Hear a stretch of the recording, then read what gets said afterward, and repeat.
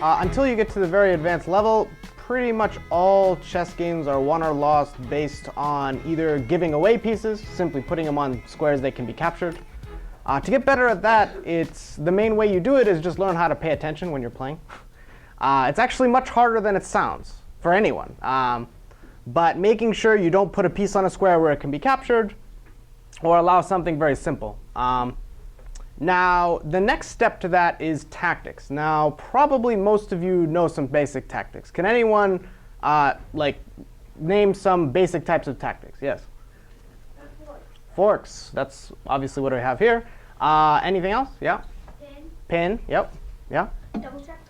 Double check can be a tactic, yep. What I wanted to start with doing was basically cover all the different basic type of tactics and then work our way, and then do a few problems where you have to actually find how to get them. So first I want to cover a queen fork. So you think you see it, raise your hand. Yep. Orange striped shirt. Move the queen to b5. Very good. So it's a fork because you're attacking the king and you're attacking the rook. Now, this is a very important thing to remember. What do you guys think of this queen fork? Bad. Not so good, because your opponent can take you. So one of the common mistakes that people make is that they see a fork and they're like, ooh, they just want to play it. But keep in mind, you always have to make sure you can't be captured, your opponent doesn't have an important counter, something like this. All right, so next one. All right. White to move. Yes. Rook d5 check. Yep, and don't worry guys, they're going to get harder. I just want to show the basic ones. Rook d5 check, attacking two pieces. Are you guys laughing at my problems already? Oh my goodness. All right, attacking two pieces. Again, I'm making sure everyone understands the basic forms of tactics here. If you already know them, it'll be done soon. All right, pins. Basic. There you go. Everyone mostly knows this stuff, right? I'm just reviewing it, but all right. All right. White to move. Yes. Go ahead. Rook to. So you should know that this is G2 without having to look at these little things on the side. I'm tempted to remove them, but I'm not feeling that mean today. So rook there, pinning the knight. You're going to take a next move. Skewer. Yeah, that's right. Skewer. All right. Good job, guys. You found it. So skewer, basically, can you guys tell me the difference between a skewer and a pin, though? The more valuable piece is in front. Very good. So for example, if a king is in back, you're attacking a rook and a king's behind it. What is that? Hmm? That's a pin. If you're attacking a king in front and a rook's behind it, that's a skewer. So always look, if the more valuable piece is in front, then that is a skewer. If the more valuable piece is in back, it's a pin. The difference is that usually if it's a skewer, they have to move the piece that's being attacked. If it's a pin, they almost can never move that piece because you're going to take a more valuable piece. Does that make sense? Everyone got that? All right. What do you know? All right. Yeah, pink jacket. All right, nice job. All right, we're going to go to the checkmates now. Ba-boom. This, if you do not know this checkmate, you should know it. It's the only check on the board, yada, yada. Yes. Checkmate. Back rank mate checkmate. The thing is, and I can tell you that this is something that it seems kind of like a basic thing, but people forget about back rank checkmate a lot.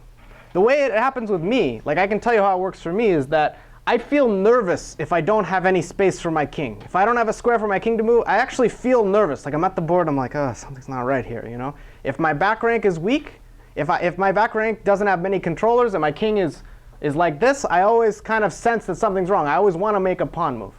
So it's very important to always keep this in mind. So this kind of checkmate happens a lot. Oh.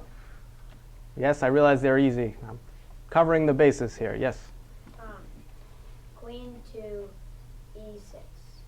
This is e6.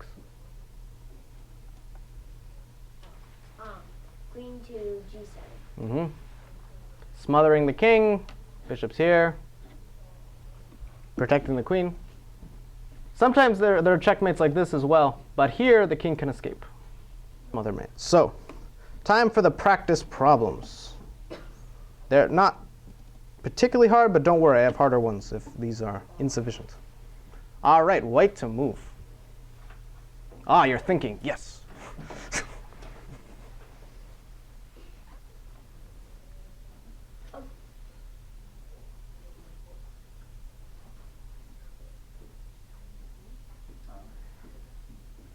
Yep.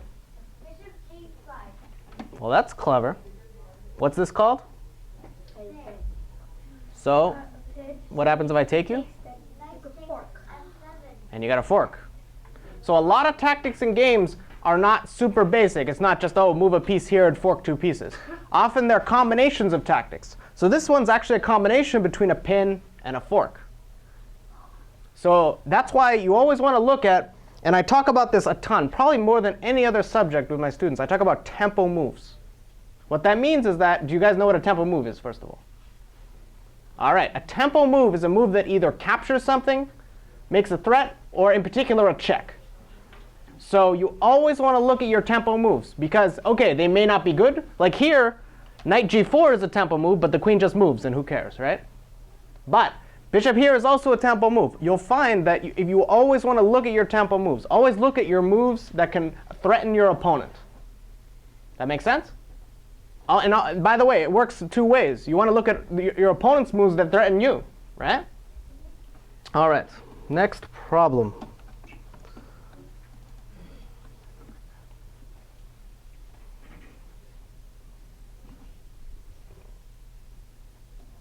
I'm sure you got it.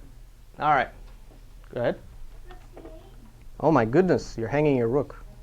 You know I can take it, right? She's smiling at me like whatever. You don't have to take it. All right, well, I don't have to, but then the queen will hang. So this is what is this called, by the way? And then? And you fork me. Very nice, right? All right, and by the way, I made these problems up last night, so they're fresh. Fresh onions? I didn't say anything about onions. Who mentioned onions?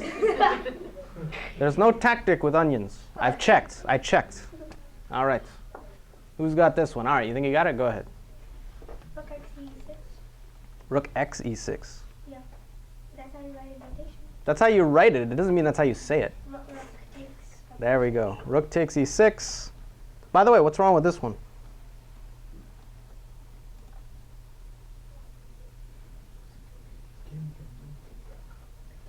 The rook can move. Okay. Where's the rook going to move?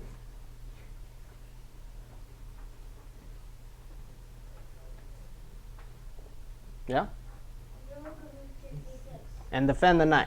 So the thing is, you always want to look at moves like this because there are threatening moves. But rook here, and it doesn't seem like you can win this knight, right? But if you do it in the reverse order, and then play here, you can win the rook. All right. Do. Okay. A board full of pieces. I bet that scared you. Huh. Oh no, it's harder to find a good move. It can be.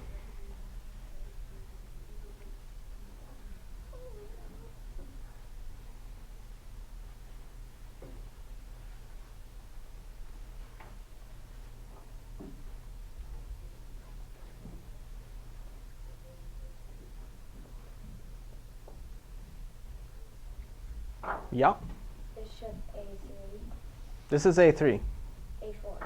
That's a pin. Does it win anything? Yeah. You're pinning the knight. Okay, say I move here. Huh. All right, so you found a pin. But remember, during the game, like, okay, if you're doing practice problems, it's good to learn how to find all the pins, all the forks, all the skewers. But when you're actually playing a game and you're trying to solve problems, always look at something to see if your opponent can defend against it. Just pinning a knight is usually not a huge deal. It can be annoying, but it's not. It doesn't like really improve your position that much, right? So always look for your other threatening moves first. Remember, look for your tempo moves, the moves that threaten your opponent right away. Always look at those first. And only when those don't work do you look at other moves. Yes. D4. All right. So you're attacking my bishop. Well, I guess I'll take your pawn. D takes D4. All right. Gotta move this guy. Now E5. Right, E5. Yeah, but this one's better. Oh.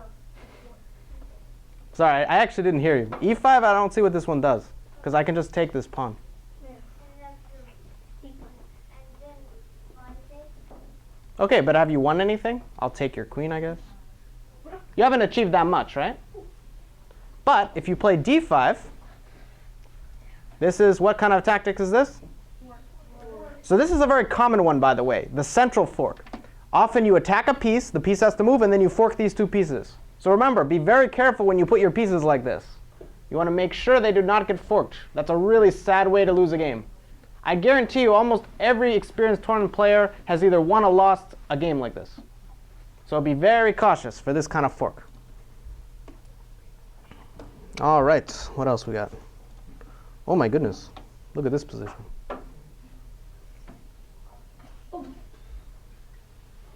All right.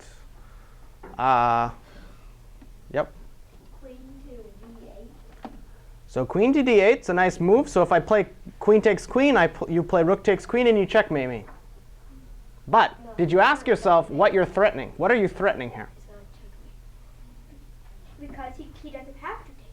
I don't have to take. Remember, this is another thing that happens a lot. People like to assume that their opponents are going to go with their plan. They're going to be like, I'm going to do this, my opponent's going to do this, and I'm going to do this, and I'm going to win. Yay.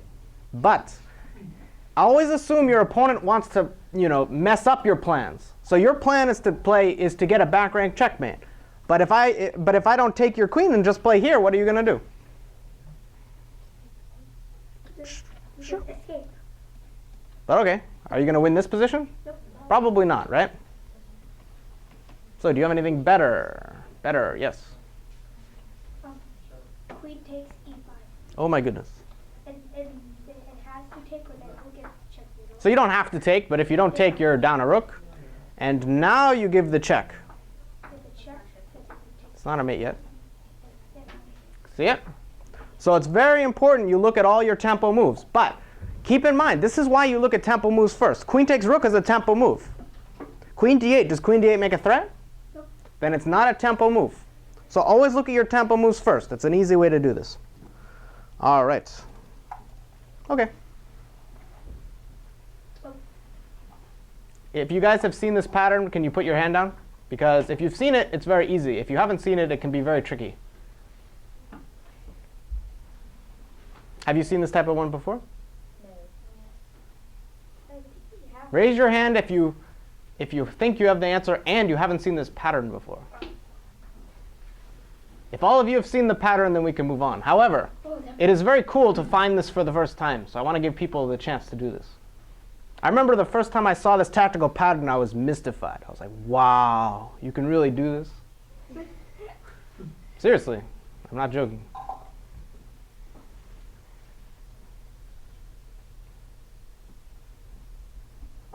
So remember, what was my rule of what kind of moves you look at first? Tempo moves. So for example, knight check has to be looked at. But I'll just take your knight, you take my knight, I probably give myself Luft, and okay, not so bad, right? Luft means giving your king room, by the way. It's a fancy German word. It's very common in chess language. Yes? Knight C2. This is C2. Wow. And I just talked about knight to F7, why it's not so great. Or at least it's not amazing. All right, pink jacket. That's what I'm called. That's your name, by the way, from now on. Just kidding. Queen G8. All right. You're giving away your queen, I can take your queen, right? No. You're aware? You're sure? You're good? All right. Rook takes queen. Now what? Oh, my goodness. The fact that it's a fork is pretty irrelevant. But yes, I'm glad you pointed that out. It's a fork and it's checkmate. But the fact that it's checkmate is the only thing that's important. That's kind of a cool checkmate, right? So this is actually a very common version. So usually the way it works is you can often give a check first, come here, and then this smothered mate is a really cool trick. So it's a nice one to remember. This is usually how smothered mate happens. with this really cool queen sack. Again, the first time I saw this, I was blown away. I was like, whew. Chess is an awesome game. I didn't realize how cool it was. All right, here we go.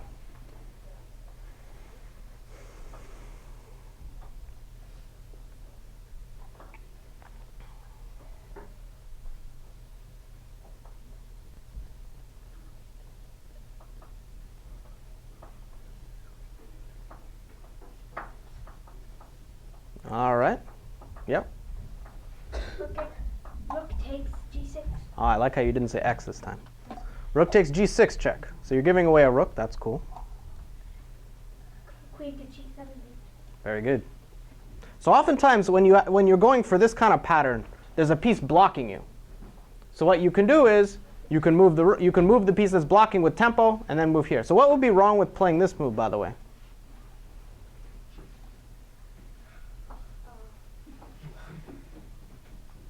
He can give a check. Yeah, you got to look at your opponent's threats too, right? And by the way, this tactic is called an X-ray. See how the queen defends the rook, even though there's a piece in the way? That's an X-ray. X-rays are kind of cool, although I always have this weird image when it's like, really? It's like, am I at the doctor's office? Am I playing chess? What's going on? Anyway, so you got to be careful. All right. So these were mostly the practice stuff. So now I'm actually going to show you the problems that I gave the other group, which are a little bit more complicated. A little bit. This one should be easy for you because we looked at it recently.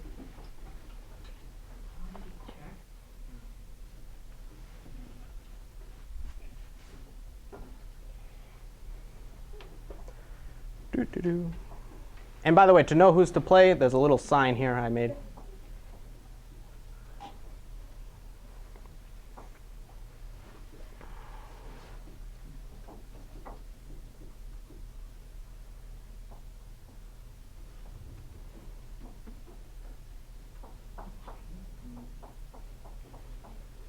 Yep. Rook to f. This is F. g8. So you're giving away a rook. My goodness. All right, I'll take it. Then rook over d1. Do you really think I'm going to fall for this one? Really? I'm going to let you just checkmate me here? All right, I'll take your rook. And then, oh my goodness, he's threatening mate. I'll block. Never assume your opponent's going to go with your plan. Always assume your opponent's going to mess up your plan, which is why you need to find a continuation that does not let them mess up your plan.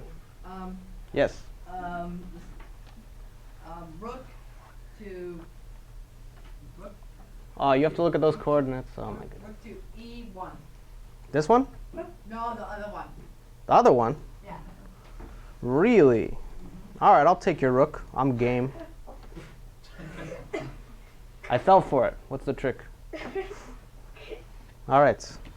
Be careful, please. Do not give away your pieces. Pretend they actually are your pieces. As yesterday once says, my children. His children. I don't go that far because then you're not going to want to, like, imagine you could trade a bishop for your opponent's queen. You're going to be like, I don't want to give up my bishop. It's a child. I don't like that comparison, but okay. You don't want to give them away for free.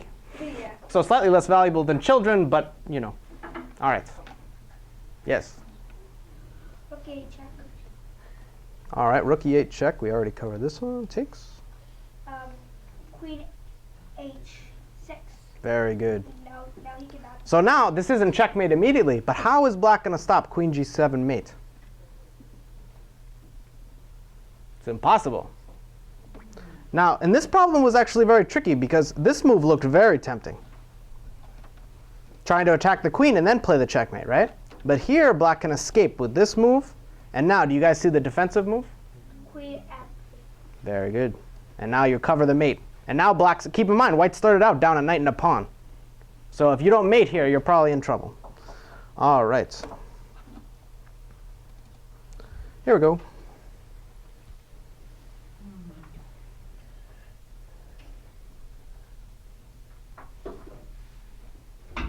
Yes.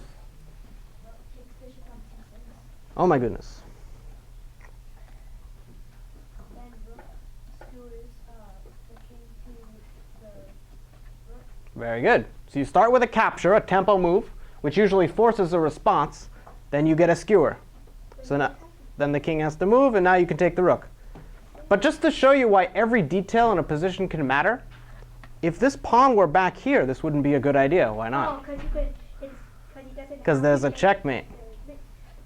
Right? But because the king is an escape square, it's good. So you see how every little detail in a position can matter. You have to look at things to the very end. Because imagine you think you skewer your opponent, you get a nice tactic, you're patting yourself on the back, and then you get checkmated. Trust me, it's happened to everyone. It's a very depressing experience. But the key thing is to make sure that this isn't possible. All right, we'll do this one. This one's kind of a cool one. Sorry. Next time. And you don't have a pink jacket on anymore, so I don't know your name anymore. It's OK. When I give you a position, did I say you were going to win? No. I didn't say anything. I just said it was white to play and said good luck. I didn't even say good luck. So it's white to move. So here, your bishop, black has a tactic here. What kind of tactic is this? Pin. Pin, and the bishop's attacked. So you're in a pin. So your job is, you either lose a bishop or a rook right now. So your job is to fight, to find any way to get out of this pin. And to do that, you need to really find some tactics. Yes? If bishop takes e5. Is that a question or a statement? Statement. You're saying it is bishop takes e5. Have some confidence. It's OK. If you're wrong, then it's all right. Nothing bad's going to happen. So bishop takes e5. So now both, and this is a common trick, by the way. If you have two pieces hanging, you might as well take stuff with one of them. It's actually a nice trick, because then your opponent can only take one piece at a time. So if you have lots of pieces hanging, it's actually not always so bad, just because your opponent, they only get one move to take them, right? They can't take all your pieces in one move. That would be really depressing. But they can only take one at a time, and meanwhile, one piece can often do some damage. So bishop takes pawn, so I don't want to allow the rook to be taken, right? So I'll probably take this. And now? And then bishop takes f6. Check. And what's this? Double attack or fork. Yeah, you can call them either. I like the word fork just because I like silverware, but you can actually call it either. Double attack is easier, I guess. But OK, so king moves, and then take the knight. And now, OK, bishop and two pawns for a rook. What's that? Bishop and 2 pawns. That's all we have here. Bishop and two pawns for a rook. Oh, so we're equal. Yeah, not bad considering you started out pinned with your pinned piece attacked, right? And you have a pass pawn also. You do, yeah. So you started off in trouble, but now you're probably going to draw, right? So sometimes you use tactics to get yourself out of trouble rather than to win the game. Sometimes you use tactics to save the game. So this is also something you want to look for. All right. Oh, this is a fun one.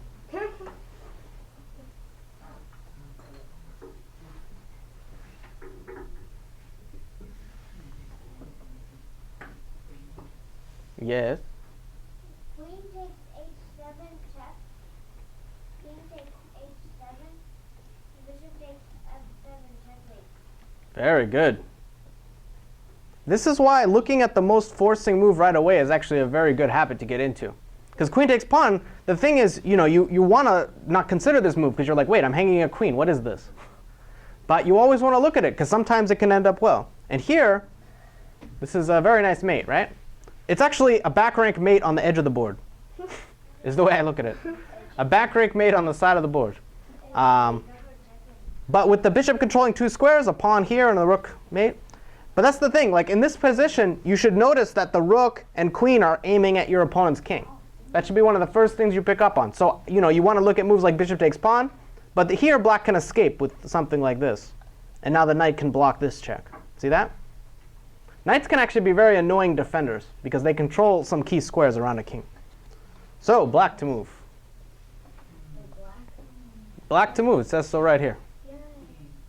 You actually have mate in 3 in this position. Mate in 3. I usually don't give away this information, but I'm feeling generous for some reason. All right. Checkmate in 3 moves, which means you look at your forcing moves. Wait. All right, guys, you were on the right path. However, here, you did not consider all of your tempo moves. Oh yeah, because You got it? queen f2. Queen f2, I'll take you. Wait a minute. Wait. Yes. Go ahead. Queen G1. Oh, look at this one. So I have to take you, and now The rook takes E1. you guys see it? Checkmate. Mate with the knight covering the two squares. So it's a back rank mate. Oh. I get it. I just can't see. Pretty tricky, right? Yeah. The hard part is making yourself hang your queen. It's not easy to do, but the easy way to consider these moves is look at every move that is a check or or a forcing move. Queen G1, notice how every single move was the most forcing move. Every single move, you only gave white one move. Think about this. Okay. This one, yeah, we're getting trickier and trickier here. Right. It's okay. White Remember to be calm. or white Or black. or black? It's white to play. It says so here, remember. Oh. Tempo moves. Yep. And queen takes the knight. All right, another tempo move that gives away a piece. I like it. All right. So queen takes knight is actually an excellent try. So now if rook takes queen. Rook takes bishop. Yeah. So now you have to be careful, though. The thing is you're threatening the queen and checkmate, which is good. But first of all, there's rook down to e1 check might throw a wrench in the works. But there's also queen e8, and I don't see how you're going to mate. See how the queen covers the mate? But that was a good try. But you have to look at it to the very end to make sure your opponent can't cover your threats. It's actually a very sneaky move. The hard move to see is the move right here. So it is unexpected, but you have to force yourself to look at it because it is a what kind of move? A forcing move? A forcing move or a tempo move? Yes. Tempo. So the bishop attacks the knight. So the idea is that if you're able to take the knight, then this bishop's going to hang, right? If this knight moves, then the bishop hangs. See that? Because you have two pieces and only one defender. The bishop blocks the rook from defending the bishop. Kind of a clever move, right? Now, if you take the bishop, what happens? And this is check and a fork, right? And this is really cool. So you start out with an attack.